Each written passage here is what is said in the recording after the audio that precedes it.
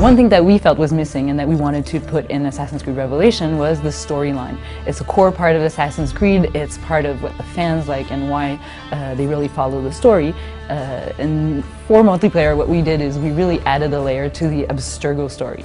When you are playing the multiplayer, you're actually a Templar in training. But this time around, Abstergo is going to notice what you're doing, and they're going to comment on your gameplay and kind of your leveling, and they're going to start to let you in on the behind-the-scenes look of Abstergo. We think it's a cool twist on the side of the story that we've never really seen before, and we'll finally get to know why they're doing the things they are and maybe what their motivations are. At certain points of the game, between matches, we'll have a little capsule of information that will pop up. It'll be either data on the company Abstergo or the Abstergo management itself that will actually start talking to you. So you'll be able to have more information on the company without really being interrupted in your gameplay.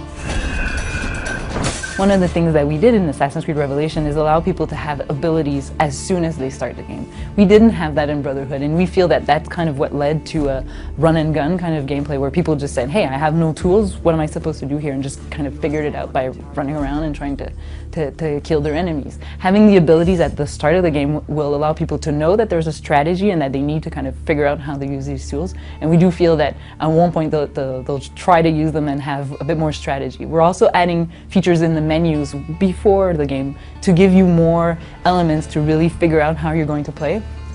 You'll get more information on who your enemies are, who your opponents are, and you'll be able to have a strategy on really how you're going to defeat them. So with Assassin's Creed Revelation, we're pushing the limits on the customization that we were doing in Brotherhood. We're adding a lot more options, so now you can change your character visually with different body parts. You'll have accessories that you can add to them. We're also adding emblems, so you'll be able to identify yourself with logo that will be on the back of your character, so people will learn to recognize you as you come into the game. We're also adding elements that will change kind of the way the game plays out.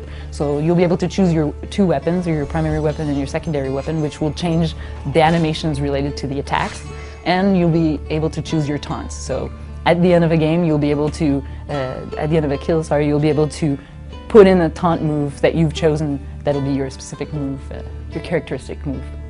One of the key elements of Assassin's Creed Revelation is obviously the solo campaign. It's Ezio's conclusion of his story, his trilogy.